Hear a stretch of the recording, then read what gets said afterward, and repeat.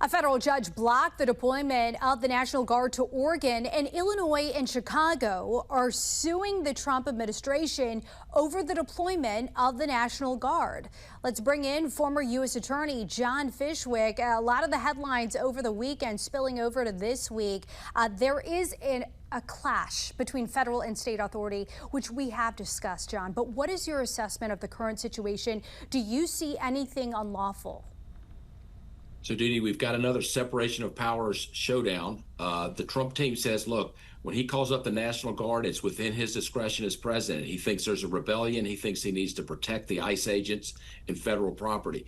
The state authorities say, hey, look, we've got this under control. Crime is going down. We don't need you. Ultimately, I think the Trump team is going to prevail in these arguments. I think the Supreme Court is going to find that the president makes these calls, not a court, not a judge. The president decides if he needs to call the National Guard. It's basically within his discretion. He's our commander in chief. He's in charge of keeping the country safe, not a particular judge in a particular locality. So eventually, Trump is going to prevail in this dispute. There's going to be a lot of skirmishes with a lot of different judges, but ultimately, the highest court in the land is going to rule in his favor.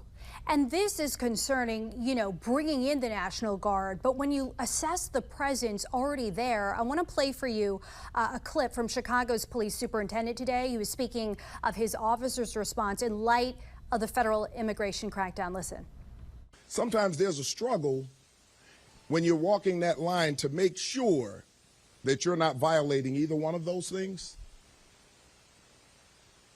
And at the same time, enforcing the law the way that we're supposed to. One thing about law enforcement, I'll tell you this right now, you're damned if you do and you're damned if you don't. But we accept that. So when you have violent scenes like we did over the weekend in Chicago, can you clarify the role of an officer, a police officer versus a federal agent, and if there are any exceptions to the Illinois Trust Act, which came up today?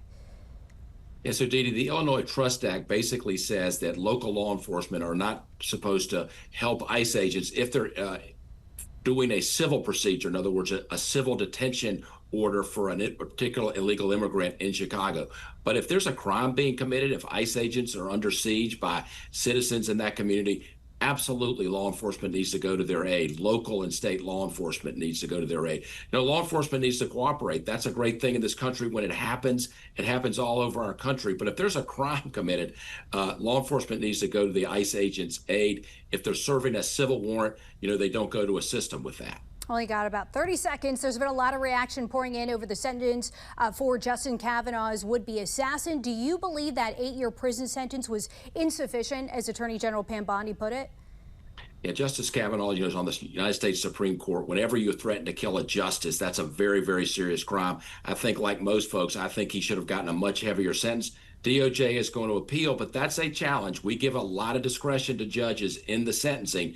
They're going to appeal. He obviously got a sentence that was way low, but will it increase on appeal? I think it's going to be a challenge for DOJ to overturn that, but there's a lot of frustration out there with that, what is perceived as a very light sentence. All right, former U.S. Attorney John Fishwick, as always, thank you for joining us tonight on the National News Desk.